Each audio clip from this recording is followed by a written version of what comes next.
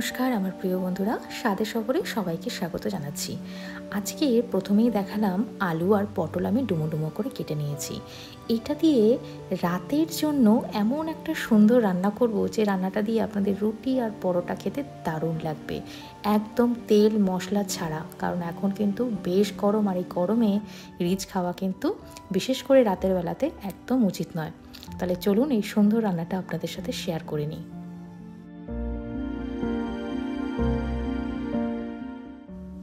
ফোড়নের জন্য লাগবে একটু তেজপাতা আর কালো জিরে ফোড়ন।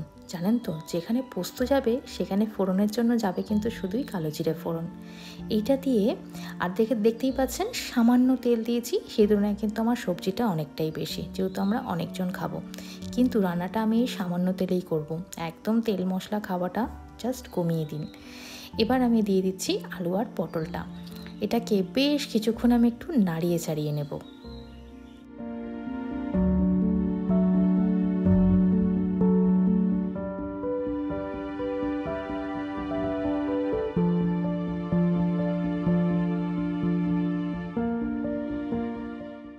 এই রান্নাটাতে কিন্তু একদম হলুদ যাবে না, তাই দিয়ে দিচ্ছি সামান্য পরিমাণে নুন। আর নুনটা দিয়ে এটাকে একটুখানি নাড়িয়ে চাড়িয়ে নিচ্ছি।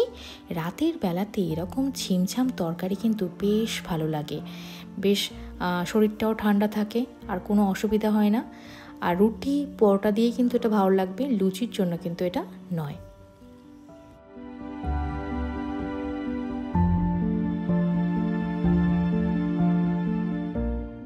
বেশ কিছুক্ষণ নাড়ানোর পর এবার আমি এর মধ্যে দিয়ে দেবো চিনি। তবে চিনি কিন্তু খুব বেশি দিয়ে দেবেন না, জাস্ট একটু হালকা মিষ্টির আওয়া থাকবে। আমরা সবাই জানি পোস্ত রান্নাতে কিন্তু একটু হালকা মিষ্টির আওয়াটাই কিন্তু আমাদের ভালো লাগে, তবে খুব বেশি মিষ্টি একদম দেবেন না। একটু ঝাল ঝাল, একটু মিষ্টি মিষ্টি, ব্যাস রান্নাটা কিন্তু এইরকমই হবে, হালকা মিষ্টি মিষ্টি। এইরকম ছিমছাম রান্না দিয়ে যদি রাতের বেলাতে রুটি বা পরোটা খাওয়া যায় তাহলে কিন্তু একটু শরীরে কোনো রকম অসুবিধা হবে না। যতটা পারবেন ছিমছাম রান্না খাওয়ারই চেষ্টা করবেন। আর যেহেতু এটা আমার স্টিলের কড়াই, তো তার জন্য দেখতে পাচ্ছেন তো চিনিটা দেওয়ার পর একটা খুব সুন্দর লালচে কালার চলে এসেছে আলু আর পটলের উপরে।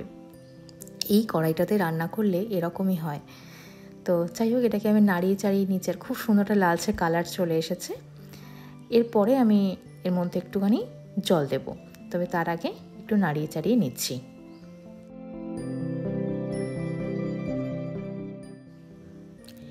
দিয়ে দিলাম সামান্য পরিমাণে জল। রান্নাটা কিন্তু একদমই ঝোলঝোল হবে না, গামাখা গামাখা হবে, কারণ এটা দিয়ে কিন্তু আমরা রুটি বা পরোটাই খাবো।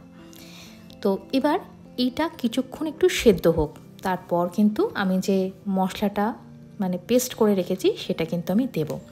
আপনাদের সবাইকেই বলছি, রান্নাতে যতটা পারবেন গুঁড়ো মশলাটাকে অ্যাভয়েড করুন, যে কোনো ধরনের গুঁড়ো মশলা। দেখুন, ওরকম রান্না কিন্তু আমিও দেখাতে পারি, কিন্তু যেটা আপনাদের শরীরের জন্য ভালো বা আমার নিজের শরীরের জন্য ভালো, আমি সেই রান্নাই কিন্তু আপনাদের সাথে শেয়ার করে থাকি। হেলদি খান এবং সুস্থ থাকুন। রান্নার স্বাদ কিন্তু গুঁড়ো মশলা দিয়ে আসে না।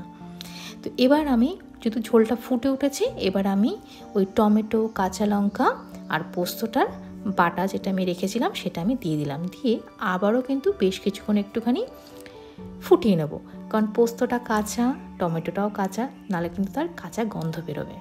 তো চলুন আরও বেশ কিছুক্ষণ একটুখানি কষিয়ে নেওয়া যাক। আর আলুটা না যখন একদম গলো গলো হয়ে যাবে, গলা গলা হয়ে যাবে, তখনই কিন্তু রান্নাটা খেতে ভালো লাগবে। তো ওইটা কিন্তু একটু ভালো করে চেক করবেন যে আলুটা যেন খুব ভালোভাবে গলে গিয়ে থাকে। রান্নাটা কিন্তু আমার হয়ে গেছে। আমি ওইটা দেওয়ার পর আরও কিছুক্ষণ রান্না করে নিয়েছিলাম। তো এইভাবে একটা সুন্দর রান্না দিয়ে রাতে রুটি বা পরোটা খান।